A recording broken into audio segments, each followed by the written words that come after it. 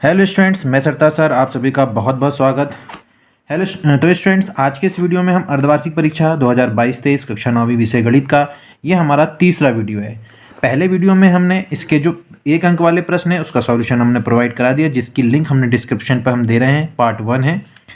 Second video में जो कि पार्ट 2 है वीडियो का, उसमें हमने इसके जो 2-2 मार्क्स वाले क्वेश्चन हैं हमने इसका सॉल्यूशन प्रश्न क्रमांक 17 यानी 17 तक का हमने सॉल्यूशन उसमें पार्ट 2 यानी दूसरे वीडियो में हमने सॉल्व करा दिया, जिसका भी हम डिस्क्रिप्शन में हमने जिसकी लिंक दे दिए हैं। आप यदि नहीं देखे हैं तो पहले उसको देख लीजिए। उसके बाद हमारा ये तीसरा वीडियो है अर्धवार्षिक परीक्षा का जो पेपर आया है उसका सॉल्यूशन का, तो जिसमें हम प्रश्न क्रमांक 18 से सॉल्व कर रहे हैं। अब प्रश्न क्या है कि प्रश्न क्रमांक 18 हमको दिया है कि चलिए स्टूडेंट तो शुरू कर रहे हैं। शुरू करने से पहले एक रिक्वेस्ट, यदि आप हमारे चैनल पे नए हैं तो चैनल को सब्सक्राइब जरूर कर लें और बेल आइकन दबाएं ताकि आसानी से हमारी वीडियो आप तक पहुंच सकें और आप बहुत अच्छे से मैथमेटिक्स की तैयारी कर सकें। तो चलिए स्टूडेंट शुरू करते हैं। तो अर्धवार्षिक परीक्षा का जो पेपर है उसका जो प्रश्न क्रमांक 18 है, आइए देखते हैं। सिद्ध कीजिए कि समद्विबाहु त्रिभुज की बराबर भुजाओं के सम्मुख कोण बराबर होते हैं, यानी ये हमको सिद्ध करना है। तो स्टूडेंट्स वीडियो बहुत बड़ा हो जाता है, इसको देखते हुए मैंने इसका पहले ही सॉल्यूशन कर लिया है ताकि समय कम लगे और हमारा सॉल्यूशन यानी हम जो सॉल्यूशन किए हैं ये हमारे पास जो सॉल्यूशन है वो आपको मिल जाए। इसके लिए हमने इसको पहले ही सॉल्व कर लिया है ताकि आपको जल्दी जल्दी इसको वीडियो में हमको ज़्यादा बड़ा वीडियो ना हो और आपको समझ में भी आ जाए। तो प्रश्न है, सिद्ध कीजिए कि समद्विबाहु त्रिभुज की बराबर भुजाओं के सम्मुख कोण बराबर होते हैं। ठीक है स्टूडेंट, तो चलिए प्रश्न में हमने ये एक समद्विबाहु त्रिभुज बनाया है। समद्विबाहु त्रिभुज का मतलब होता है ऐसा त्रिभुज जिसकी दोनों भुजाएं समान होता है। अभी हम एडी वाले जो हमने जो एक लाइन खींचे इसको अभी आप भूल जाइए, ये तो हमने रचना किए हैं बाद में। तो हम ए बी और ए सी है ना, हम मतलब ये ए बी सी ये त्रिभुज है। अभी ये ए डी की जो लाइन है वो नहीं है, तो ये त्रिभुज जो है समद्विबाहु त्रिभुज है जिसमें ए बी और ए सी बराबर है। तो हमने वही लिखा कि त्रिभुज ए बी सी में ए बी और ए सी बराबर है। ये प्रश्न के अकॉर्डिंग हमने समद्विबाहु त्रिभुज लिया है, उसके लिए लिखा है। ठीक है, तो सिद्ध करना होगा कि सम्मुख भुजाएं यानी इसके सम्मुख कोण जो है वो क्या है, कोण सी है, और इसके सम्मुख कोण जो है वो कोण बी है। इसका मतलब है कि हमको कोण बी और कोण सी बराबर है, ये हमको सिद्ध करना है। तो ये हमने लिख दिया। रचना क्या की है, इसके लिए हमने समद्विबाहु त्रिभुज में कोण ए का अर्धक है ना यानी आधा करते हुए एक लाइन खींचे जो कि हमको जो कि सामने वाली भुजा को डी बिंदु पर प्रतिच्छेद कर रहा है। तो इस भुजा को हमने नाम दिया एडी। तो हमने लिखा कि कोण ए का अर्धक एडी खींचा। ठीक है, ये हमने रचना की है ताकि हम सर्वांग समता दिखाने के लिए हमको 2 त्रिभुज बन जाए, एक त्रिभुज के 2 त्रिभुज बन जाए, तो हमने कोण ए का अर्धक खींच लिया। अब हमको जो प्रूफ करना है तो उसके हिसाब से हम उपपत्ति कर रहे हैं कि हमारे पास 2 त्रिभुज होगा। एक त्रिभुज ये वाला हो गया, ठीक है, और एक त्रिभुज ये हो गया। तो हम यहाँ लिखेंगे त्रिभुज ए बी डी में, यानी त्रिभुज हम ये वाला ले रहे हैं ए बी डी, ये त्रिभुज हो गया एक, ठीक है, और दूसरा हो गया ए सी डी हो गया। तो हमने इसमें ए बी यानी इस त्रिभुज की ये वाली भुजा और इस त्रिभुज की ये वाली भुजा बराबर है, जो कि हमको प्रश्न में दिया था। तो दिया है ये बराबर है, और हमने कहा कि रचना की है हमने अर्धक मतलब आधा आधा कोण मतलब बराबर बराबर रहेगा, है ना। तो यानी कोण बी ए डी ये लिखा हूँ मैंने बराबर होगा कोण सी ए डी होगा। तो ये कहाँ से आया, रचना से आया। तो ये दोनों भी आपस में बराबर होंगे।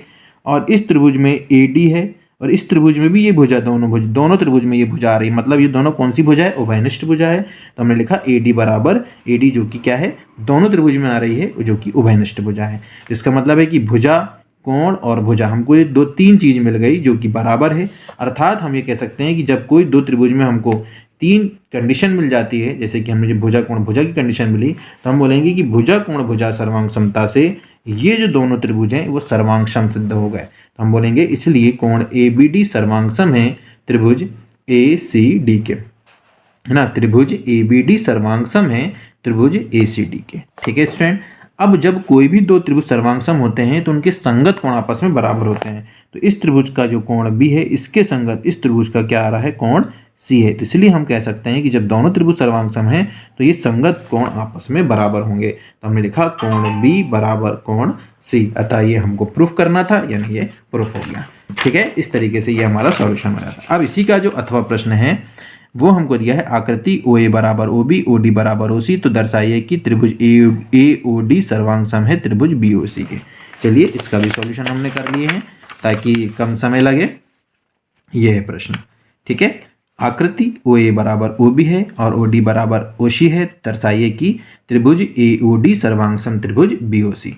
ठीक है, तो ये हमने ली 2 त्रिभुज है, इसमें एक त्रिभुज ये वाला है और एक त्रिभुज ये वाला है। अब इसमें हमको बहुत ध्यान से देखना है, ओ ए यानी ये वाली भुजा यहाँ शुरू हो रही, ध्यान रखना, ओ ए बराबर है ओ बी के, तो ये लिखा हमने ओ ए बराबर ओ बी, ये दिया है ओ डी बराबर, यानी इस त्रिभुज की ये वाली भुजा जो है ये ओ डी है ना, तो ओ डी किसके बराबर है, ओ सी के बराबर है। ठीक है, ओ डी किसके बराबर है, ओ सी के बराबर है। तो सिद्ध क्या करना है, ये सिद्ध करना, ये लिख दिया हमने। तो अब हमारे पास 2 त्रिभुज है, तो हमने लिखा कि त्रिभुज ए ओ डी, ये वाला त्रिभुज क्या है, ए ओ डी, तो ये त्रिभुज ए ओ डी हो गया। और ये वाला त्रिभुज क्या हो गया, ए के संगत बी आना है, क्योंकि हम देखो यहाँ देखो ओ ए बराबर ओ बी, यानी ये ए के संगत बी दिख रहा है, इसलिए यहाँ भी त्रिभुज लेते समय इस चीज़ का ध्यान रखो कि त्रिभुज हम क्या लेंगे, बी ओ सी लेंगे। तो त्रिभुज बी ओ सी ले लिए। अब हमको जो दिया है वो लिख लेते हैं कि ओ ए बराबर ओ बी ये दिया था, ओ डी बराबर ओ सी ये भी दिया था। अब हम ये देख रहे हैं कि इस त्रिभुज का ये कोण जो कि ए ओ डी है और इस त्रिभुज का जो कोण है ए के संगत बी है, तो बी ओ सी जो कोण है ये एक ही शीर्ष में बन रहे हैं। तो ये कौन से कोण हो गए, शीर्षाभिमुख कोण हो गए। और शीर्षाभिमुख कोण जो होते हैं वो आपस में क्या होते हैं, बराबर होते हैं। तो इसका मतलब है कि कोण ए ओ डी बराबर है कोण बी ओ सी के, जो कि क्या कहला रहे हैं, शीर्षाभिमुख कोण कहला रहे हैं, इसलिए बराबर है। ठीक है, तो देखो 3 कंडीशन हो गई, भुजा कोण भुजा हो गई कंडीशन हुई, भुजा कोण भुजा, है ना, भला ही हमने आगे पीछे लिखे। तो 2 भुजा और 1 कोण मतलब भुजा कोण भुजा होता है ना। तो हम बोल सकते हैं कि भुजा कोण भुजा, देखो यहाँ भी देख सकते हैं ये भुजा, फिर बीच में आ गया कोण और फिर आ गया भुजा। तो भुजा कोण भुजा सर्वांग समता से हम ये कह सकते हैं कि ये दोनों त्रिभुज क्या कहलाएंगे, सर्वांग सम कहलाएंगे। और यही हमको क्या करना था, सिद्ध करना था। तो ये हमारा सिद्ध हो गया। ठीक है, उम्मीद करते हैं आपको समझ में आ गया होगा। चलिए, तो ये प्रश्न क्रमांक 18 का सॉल्यूशन था हमारे पास। तो प्रश्न क्रमांक 18 का सॉल्यूशन कंप्लीट हो गया। अब आइए स्टूडेंट प्रश्न क्रमांक 19। प्रश्न क्रमांक 19 में हमको दिया है कि नीचे दिए गए समीकरण को ax plus B Y plus C is equal to 0 के रूप में लिखिए और प्रत्येक स्थिति में ए बी सी का मान ज्ञात कीजिए। तो स्टूडेंट्स हमने यहाँ पर हमको इसमें 2 सवाल दिए थे, है ना, इसी में 2 सवाल हैं, एक ये है ना, पहला ये है और दूसरा ये है। तो दोनों को हम कर रहे हैं। तो पहले के लिए हमने कहा कि ये हमको दिया है ना, ज्ञात करना है ए बी सी का मान। तो 2x plus 3y is equal to 4.37, इसको हमको इस रूप में लाना है ax plus B Y plus C is equal to 0, यानी सारे जितनी भी चीज़ें हैं उसको एक तरफ लाना है बराबर 0 में। तो हमने इसको इधर लेके आए, तो इधर प्लस में, इधर क्या हो जाएगा, माइनस में हो जाएगा, बराबर 0। तो ये बन गया हमारे पास। अब इसकी तुलना हम इससे कर देंगे, इस मानक समीकरण से करेंगे। तो यहाँ x का गुणांक a है, तो यहाँ x का गुणांक 2 है, तो यहाँ a का मान क्या आ जाएगा, 2 मिल जाएगा हमको। यहाँ y का गुणांक b है और यहाँ y का गुणांक 3 है, तो यहाँ b का मान क्या मिल जाएगा हमको, 3। यहाँ c जो है अचर है और यहाँ c जो है वो क्या है, अचर में क्या है, -4.37, तो c का मान क्या आ जाएगा, -4.37। इसी तरीके से हमको जो दूसरा दिया है वो 3x plus 2 is equal to 0। जब इसको हम इस रूप में लिखेंगे तो ये हो गया 3x, यहाँ पर y नहीं है तो 0 इंटू वाई लिखेंगे प्लस 2 इज इक्वल टू क्या हो गया, 0। अब हम इसकी तुलना इससे करेंगे तो x का गुणांक यहाँ 3 है, तो यहाँ x का गुणांक a है, तो a का मान क्या हो जाएगा, 3 हो जाएगा। यहाँ पर y का गुणांक b है और यहाँ पर यहाँ 0 इंटू वाई लिखना है हमको, है ना। यहाँ पर y का गुणांक 0 है ना, यहाँ y का गुणांक b है, तो b का मान हमको क्या मिल जाएगा, 0 मिल जाएगा। और यहाँ पर अचर 2 है, तो यहाँ अचर हमको क्या मिल जाएगा। यहाँ पर हमने 0 इंटू वाई इसलिए लिखे क्योंकि 3x के साथ यहाँ y नहीं था, मतलब y को हम 0 के साथ लिख सकते हैं कि 0 इंटू वाई क्या हो जाएगा, 0 हो जाएगा। और 0 को तो लिखा नहीं जाता, लेकिन हमको इस रूप में लिखना है, इसलिए हमने उसके साथ y के रूप में हमको लिखना था, इसलिए हमने 0 इंटू वाई वहाँ लिखा है। ठीक है, तो इस तरीके से हमने ए बी सी का मान निकाल लिया। चलिए, इसी का जो अथवा वाला प्रश्न है उसमें दिया है कि बिंदु 5 2 -3 5 2 और 4 की स्थिति किस चतुर्थांश में है, लिखिए। तो यदि हम देखें तो चतुर्थांश की यदि हम कंडीशन देखें तो हमने बताया था कि पहला वाला चतुर्थांश में दोनों क्या होते हैं, प्लस में होते हैं। दूसरे चतुर्थांश में पहला माइनस और दूसरा क्या होता है, प्लस होता है। और तीसरे चतुर्थांश में दोनों कैसे होते हैं, माइनस वाले होते हैं। और चौथे वाले चतुर्थांश में पहला प्लस और दूसरा क्या होता है, माइनस होता है। अब यहाँ पर चिन्ह देख लीजिए, दोनों में प्लस है, मतलब ये कौन से चतुर्थांश में आएगा, प्रथम चतुर्थांश में। दोनों में माइनस मतलब कौन से चतुर्थांश में, तृतीय चतुर्थांश में। पहला प्लस और दूसरा माइनस मतलब कौन से, चतुर्थांश में, तो हम लिखेंगे चतुर्थांश में। ठीक है, तो ये हमारा प्रश्न क्रमांक 19 भी कंप्लीट हो गया है। अब इसके बाद जो हमारा है प्रश्न क्रमांक 20। प्रश्न क्रमांक 20 का सॉल्यूशन हमने नहीं किया है, हम इसको सॉल्व कर रहे हैं। अब हमारे पास ये सवाल है कि 1/2 का मतलब 1/2 हमको दिया है, इसका हर का परिमेयकरण हमको करना है। तो चलिए स्टूडेंट्स, तो हमको जो दिया है वो लिख लेते हैं। दिया है, इसका हमको क्या करना है, हर का परिमेयकरण। तो हम लिखेंगे बराबर, है ना, या हम इसका ऐसा लिख सकते हैं कि 1/2, 1/2। अब हमको उसका क्या करना है, हर का परिमेयकरण करने पर, है ना, जैसे ही हम इसका परिमेयकरण करेंगे तो 1/2 में हर में क्या है, कर्णी 2 है, तो हर का परिमेयकरण करना है यानी कर्णी हटाना है। तो जो कर्णी वाली संख्या हर में लिखी उसी को हम ऊपर और यानी हम उसी का गुणा और भाग करेंगे, है ना। तो कर्णी 2 है तो कर्णी 2 का भाग मतलब गुणा भी करेंगे और भाग भी करेंगे, या हम कह सकते हैं कि अंश बटे हर में उसी संख्या को लेना है। अब जैसे कि देखें करें हमने, तो अब गुणा कर लीजिए, कर्णी 2 का गुणा 1 में करेंगे तो कर्णी 2 1 कम कर्णी 2 हो गया, और कर्णी 2 का गुणा कर्णी 2 में करेंगे तो कर्णी 2 का क्या हो गया, ये वर्ग हो गया, वर्ग से क्या हो गया, कर्णी कैंसिल, तो यह जाएगा कर्णी 2/2। जैसे हम हर का परिमेयकरण इसलिए किया जाता है कि ताकि हर से कर्णी हटाई जाए, है ना, तो हमने हर से कर्णी हटा दिए और यही इसका क्या कहलाएगा, आंसर कहलाएगा। ठीक है, कोई दिक्कत, चलिए ठीक है। अब इसके बाद है कि इसी के जो अथवे में दिया है, कि जो निम्न को दशमलव भिन्न के रूप में लिखिए और प्रत्येक का दशमलव प्रसार किस रूप का है, दोनों चीज़ बताना है कि किस प्रकार का दशमलव प्रसार है इनका, और दशमलव प्रसार पहले करना है, यानी दशमलव प्रसार भी करके बताना है और उसके नाम बताना है कि किस टाइप का आपको दशमलव प्रसार मिल रहा है। चलिए तो हम एक एक करके कर लेते हैं, है ना। तो और वाला है ये प्रश्न क्रमांक 20 का कि 1/11, है ना। अब 1/11 को हमको दशमलव प्रसार के रूप में लिखना है, तो इसका मतलब है कि 1 में हमको 11 का भाग देना है, तो भाग दीजिए, दशमलव लगा लीजिए, दशमलव लगाएंगे तो यहाँ क्या लग गया, 0, क्या 11 का भाग फिर 10 में जाएगा, नहीं जाएगा, फिर हम यहाँ क्या लगाएंगे, 0 लगाएंगे तो ये कितना हो जाएगा, 100 हो जाएगा। अब यहाँ पर 11 का पड़ा पड़ी है तो 11 9 में क्या हो गया, 99 हो गया। ठीक है, तो ये जैसे ही घटाएंगे तो ये हो गया 11 9 में 99, है ना, तो ये हो गया 1, है ना, यहाँ पर कुछ भी नहीं बचा। अब जैसे ही हम देख रहे हैं कि 1 है तब अगले में हम क्या लगा लेंगे, 0, तो क्या भाग जाएगा, नहीं जाएगा, तो फिर हमको क्या करना पड़ेगा, एक 0 लगाना पड़ेगा। जैसे ही हम यहाँ 0 लगाएंगे तो यहाँ एक और 0 लग जाएगा, फिर 100 हो गया, फिर 11 9 में क्या हो गया, 99, है ना, तो फिर 1 बचेगा, यानी वही प्रोसेस दोहराना है, फिर 0 9 आएगा, फिर 0 9 आएगा। तो इसका मतलब है कि हम कह सकते हैं कि जो 1/11 है वो 0.090909 बार बार आ रहा है, इसलिए हम यहाँ क्या लगा देंगे, बार लगा देंगे। और जब इसमें हम कोई भी फिक्स नंबर बार बार रिपीट होता है तो ये क्या कहलाता है, यदि आप बच्चों ने, यदि थोड़ा बहुत आपने पढ़े होंगे तो आपको याद आ गया होगा, ये कहलाता है अनवसानी पुनरावृत्ति, यानी ये अनवसानी है और इसमें क्या हो रहा है, अंकों की पुनरावृत्ति हो रही, 0 9 0 9 0 9, है ना। तो हम इसका लिख देंगे दशमलव प्रसार 0.09 बार, और ये किस टाइप का है तो हम यहाँ लिखेंगे अनवसानी पुनरावृत्ति प्रकार का है ये। ठीक है, दशमलव प्रसार अनवसानी पुनरावृत्ति, ठीक है, ये पहला हो गया। ठीक, अब हम दूसरा देख लेते हैं। दूसरा हमको इसमें दिया है प्रश्न में, दूसरा दिया है, कहाँ गया भाई प्रश्न, हाँ ठीक है, दूसरा दिया है 3/13।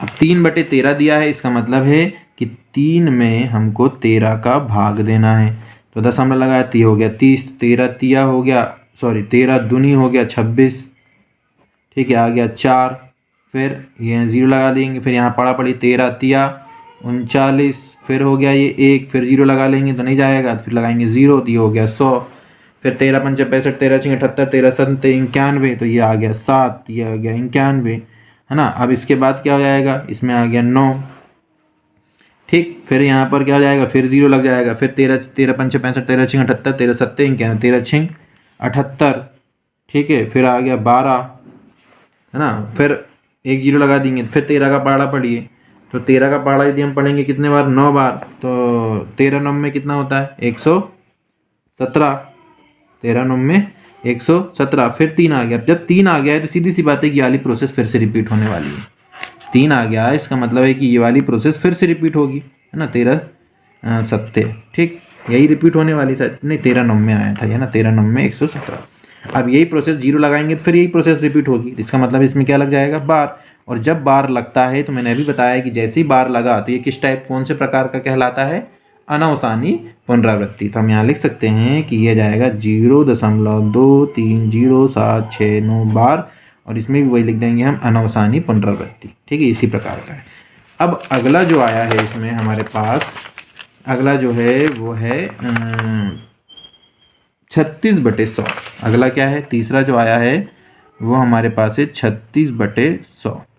अब तो भाई इसमें तो ज़्यादा दिमाग नहीं भाग देने की ज़रूरत नहीं है कि जब नीचे सिर्फ 2 जीरो हों, एक के बाद 2 जीरो हों, तो दो संख्या पहले दशमलव लगा दी, तो दशमलव क्या हो जाएगा, ये 3 6। अब ये तो आगे बढ़ ही नहीं रहा, मतलब शांत हो गया, तो इसको बोलते हैं कि ये शांत दशमलव कहलाता है। क्या कहलाता है, ये शांत दशमलव प्रसार कहलाता है। तो तीनों क्लियर है। पहला जो मैंने लिखा 1/11, उसका जब हम दशमलव प्रसार करेंगे तो हो जाएगा 0.09 बार। इसका आंसर लिख लेंगे हम, ये अनवसानी पुनरावृत्ति। 3/13 जब हम भाग दे के इसको निकालेंगे, भाग दे के जब हम इसको निकालेंगे, तो भाग दे के हम जैसे ही इसको निकालते हैं, तो भाग दे के निकालने के बाद हम देखते हैं कि ये भी बार के रूप में मिल रहा है, यानी ये भी अनवसानी पुनरावृत्ति हो गई। और हम जैसे ही फिर 36/100 को निकालते हैं तो 0.36 निकलता है, तो जो क्या कहलाता है, शांत दशमलव प्रसार कहलाता है। ठीक है, तो प्रश्न क्रमांक हमारा जो 20 है वो भी सॉल्व हो गया। उम्मीद करते हैं आप वीडियो पॉज करके सॉल्व करते जाएंगे, है ना। चलिए अब हम आते हैं प्रश्न क्रमांक 21 की तरफ। तो प्रश्न क्रमांक 21 हमारे पास है, तो वो क्या कहता है उसको देख लेते हैं। प्रश्न क्रमांक 21 है हमारे पास कि x+1 बहुपद का एक गुणनखंड है, तो k का मान ज्ञात कीजिए। तो चलिए स्टूडेंट्स, हम प्रश्न क्रमांक 21 को सॉल्व कर रहे हैं। ठीक है, तो हमको यहाँ पर जो बहुपद दिया है वो लिख लेते हैं कि दिया है बहुपद px बराबर x² + x + k, है ना, ये दिया है हमको। अब हमको ज्ञात क्या करना है, k का मान ज्ञात करना है स्टूडेंट। हम लिख लेंगे ज्ञात करना है, ज्ञात क्या करना है, k का मान हमको ज्ञात करना है। ठीक है, अब हमको यहाँ क्या दिया है, चूंकि x+1 बहुपद क्या है, px का एक क्या है, गुणनखंड है ना, ये प्रश्न में दिया है गुणनखंड है। तो जो भी गुणनखंड दिया रहता है तो उसमें x का मान, जैसे मान लीजिए x+1 लिखा है ना, तो x का मान -1 आएगा जब इसको हम बराबर 0 लेंगे, तो ये याद रखिए, है ना। तो x+1 है तो x का मान क्या आएगा, -1। जब हम x का मान जो -1 निकाल रहे, जो भी x का यहाँ मान निकलता है 0 रखने पर, वो बहुपद में रखेंगे तो उसका मान क्या आता है, 0 आ जाता है, यदि वो गुणनखंड है तो हम लिखेंगे इसीलिए p, क्योंकि ये गुणनखंड है, इसका मतलब है कि p, यहाँ पर जो भी चिन्ह है उसको अपोजिट कर दीजिए। तो प्लस है तो यहाँ माइनस लिखेंगे, और 1 है तो यहाँ 1, तो p-1 क्या आएगा, 0 के बराबर आएगा। ठीक है, यदि x+1 बहुपद का एक गुणनखंड है तो p-1 बराबर क्या हो जाएगा, 0 हो जाएगा। अब p-1 मतलब बहुपद में जहाँ जहाँ ये px है, तो जहाँ जहाँ x आया है तो वहाँ -1 रखेंगे, है ना। तो x की जगह में -1 का वर्ग हो जाएगा, प्लस -1 हो जाएगा, प्लस k = क्या हो गया, 0 हो गया। ठीक है, कोई दिक्कत तो नहीं इसमें। चलिए, हो गया 0। अब -1 का वर्ग करेंगे, 1 आ गया, +1 और प्लस -1 प्लस k = क्या हो गया, 0। ये कैंसिल हो जाएगा, तो k बराबर क्या आ गया, 0। और यही इसका क्या कहलाएगा, आंसर कहलाएगा। क्लियर है। उम्मीद है मेरे को कि ये आपको सॉल्यूशन बहुत अच्छे से समझ में आ गया होगा। स्क्रीनशॉट ले लीजिए और इसको आप सॉल्व कर लीजिए। चलिए, अब अगला प्रश्न इसी में दिया है हमको कि आपको अथवा में दिया है इसी के, है ना, अथवा दिया है कि 2x+1 का क्यूब, इसका आपको प्रसार करना है। क्या करना है, प्रसार करना है। तो स्टूडेंट, यहाँ पर हम सर्वसमीका a + b की घात 3 की सर्वसमीका का इस्तेमाल करेंगे, तो क्या होता है, a की घात 3 b की घात 3 प्लस 3ab a + b, ये सर्वसमीका का इस्तेमाल कर लेंगे। अब यहाँ पर हम यदि बोलें तो यहाँ a बराबर हो जाएगा 2x और b बराबर हो जाएगा 1। ठीक है, अब इस सर्वसमीका में हम उसको पुट में रख देंगे, वैल्यू को रखना है कुल मिला के। तो हम यहाँ बोलेंगे कि इसलिए a की जगह में क्या रखना है, 2x, और b की जगह में क्या रखना है, 1 क्यूब, बराबर यहाँ भी a की जगह में क्या रखना है, 2x, b की जगह में क्या रखना है, 1 प्लस 3, a की जगह में क्या रखना है, 2x, b की जगह में क्या रखना है, 1, और फिर a की जगह में क्या रखना है, 2x, और b की जगह पे क्या रखना है, 1। अब जब हम 2x की क्यूब करेंगे तो 2 का भी क्यूब होगा, x का भी क्यूब होगा, प्लस 1 का क्यूब करेंगे 1 आ जाएगा, प्लस अब यहाँ पर आप गुणा मल्टीप्लाई कर लीजिए, गुणा कर लीजिए, 3 दूनी 6, 1 कम 6x, है ना। इसका गुणा काय में होगा, 2x + 1 में होगा।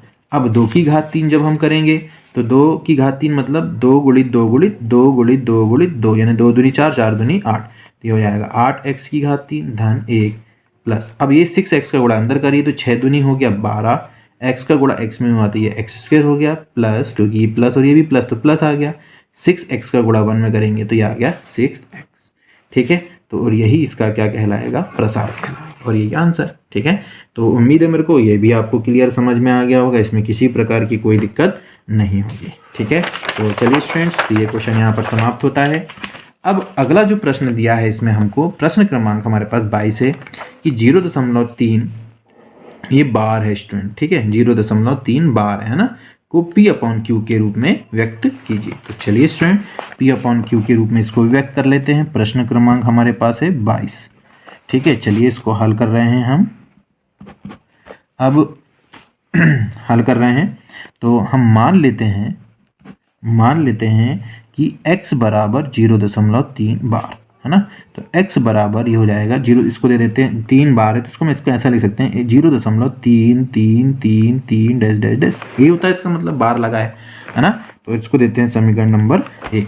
ठीक है, कोई दिक्कत। अब हम यहाँ करेंगे कि दोनों पक्षों में हम 10 का गुणा करेंगे है ना। हमेशा इस टाइप के जब क्वेश्चन आए P/Q के रूप में व्यक्त करने के लिए तो आपको गुणा करना है। ठीक है, तो दोनों पक्षों में 10 का गुणा कर देते हैं। 10 का गुणा करने पर तो जैसे हम 10 का गुणा करते हैं तो क्या होता है, चलिए देख लेते हैं। हम जैसे इसमें 10 का गुणा करेंगे तो ये हो गया 10x बराबर, तो जैसे 10 का गुणा करेंगे तो 0.1 स्थान आगे लग जाएगा, यानी बढ़ जाएगा, आगे खसक जाएगा, ऐसा बोल सकते हैं। तो ये हो जाएगा 3 फिर 3 3 3 डैश डैश डैश ढेर सारे हैं तो इसमें कोई फर्क नहीं पड़ता है ना। एक 3 इधर खसक के आ भी जाए तो ये भी डैश डैश जैसे होता है तो इसमें कोई फर्क नहीं पड़ता। ठीक है, तो अभी 10x है तो अब इसको हम ऐसा लिख सकते हैं क्या, 3 धन, इसको ऐसे लिख सकते हैं कि 0.333 डैश डैश डैश, इसको हम ऐसे लिख सकते हैं 3 धन, इसकी जगह में 0, क्योंकि हमने 3 को अलग कर दिया तो 3 को अलग करेंगे तो यहाँ आ गया 0, तो 0.333 लिख सकते हैं। अब ये हो गया 10x बराबर 3 धन, इसकी जगह में हम फिर से क्या लिख लेंगे, x लिख लेंगे, क्योंकि ये x है। देखो समीकरण 1 के अकॉर्डिंग x का मान है ना। तो ये हम लिखेंगे कहाँ से आया, ये समीकरण 1 से आया। ठीक है, अब x को इधर ला लेते हैं तो ये 10x था, माइनस इधर आके x हो जाएगा क्योंकि प्लस है, इधर आके x हो गया, ये आ गया 3। 10x में से 1x गया तो क्या आ गया 9x बराबर क्या हो गया, ये 3 हो गया। तो x बराबर क्या हो गया 3/9, तो 3 एकम 3, 3 तिया 9, तो x बराबर क्या आ गया 1/3, और यही इसका क्या कहलाएगा, आंसर। ठीक है, तो उम्मीद है मेरे को कि ये सॉल्यूशन बिल्कुल आपको स्पष्ट दिख रहा होगा स्क्रीन में भी और समझ में भी आ गया होगा। इसको अच्छे से देख लीजिए और इसकी अच्छे से प्रैक्टिस कीजिए, ये एग्जाम में बहुत आता भी है ना, तो वार्षिक पेपर में भी आपको काम आएगा, तो अच्छे से इसका सॉल्यूशन आप देख लीजिए। चलिए स्टूडेंट, तो अब आगे बढ़ते हैं। अब यहाँ पर इसके अथवे में दिया है स्टूडेंट कि 1/5 धन करनी 2 को सरल कीजिए। चलिए अब इसको सरल कर लेते हैं है ना। तो अथवा वाला क्वेश्चन है ये।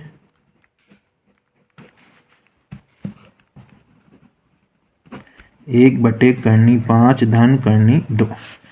जब इस तरीके के सवाल आते हैं कि नीचे करनी लगी हुई है तो इसको सरल करना है, तो इसको हम करेंगे हर का परिमेयकरण। क्या करेंगे स्टूडेंट, इसका हम हर का परिमेयकरण करने पर, तो हर का परिमेयकरण कर लीजिए तो ये हो जाएगा 1/5 धन करनी 2। जब हम हर का परिमेयकरण करते हैं तो गुणा करते हैं, लेकिन जब नीचे करनी वाली संख्या हो और वो प्लस या माइनस के रूप में हो तो आप हमेशा याद रखिए कि जो भी प्लस या माइनस के रूप में दिया है 2 पद में, तो आपको उसका चिन्ह बदल देना है ना। तो यहाँ करनी 5 प्लस करनी 2 है तो आपको यहाँ माइनस करनी 2 कर देना है ना। अब इसका क्या प्रभाव पड़ने वाला है वो आपको समझ में खुद ही आ जाएगा। अब इसका गुणा कर लीजिए, 1 का गुणा जब इसमें करेंगे तो करनी 5 माइनस करनी 2 का गुणा उसमें आ जाएगा। अब ये हो गया करनी 5 प्लस करनी 2, और ये दूसरे ब्रैकेट में लिख लेते हैं करनी 5 माइनस करनी 2, क्योंकि गुणा कर रहा है इसलिए हमने ब्रैकेट के रूप में लिख लिया। अब यहाँ पर ये दिख रहा है देखो a प्लस बी, और ये हो गया a माइनस बी। तो a प्लस बी और a माइनस बी की एक सर्वसमीका होती है a square minus B square. इस सर्वसमीका का इस्तेमाल हम यहाँ करने वाले हैं। तो ये आ गया करनी 5 माइनस करनी 2 बटे करनी 5 a का काम कर रहा है तो ये हो गया करनी 5 का वर्ग माइनस करनी 2 b का काम कर रहा है तो करनी 2 हो गया b, तो करनी 2 का वर्ग, वर्ग से करनी कैंसिल, वर्ग से करनी कैंसिल, तो यह आ गया करनी 5 माइनस करनी 2 बटे 5 माइनस 2, क्योंकि करनी तो हट गई। अब यह आ गया करनी 5 माइनस करनी 2, 5 में से 2 गया 3, और यही इसका क्या कहलाएगा, आंसर कहलाएगा। ठीक है, तो उम्मीद है ये भी आपको बहुत अच्छे से समझ में आ गया होगा। इसको अच्छे से देख लीजिए और इसका स्क्रीनशॉट लेके इसको अपनी कॉपी में नोट कर लीजिए।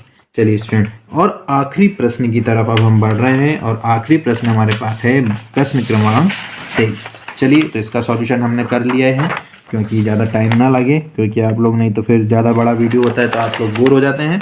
इसको देखते हुए हमने इसका सॉल्यूशन पहले कर लिया। तो प्रश्न क्रमांक 23, अब प्रश्न क्रमांक 23 जो दिया है कि आकृति में x और y का मान ज्ञात कीजिए जहाँ ए बी समानांतर सी डी। चलिए इसी को सॉल्व करें।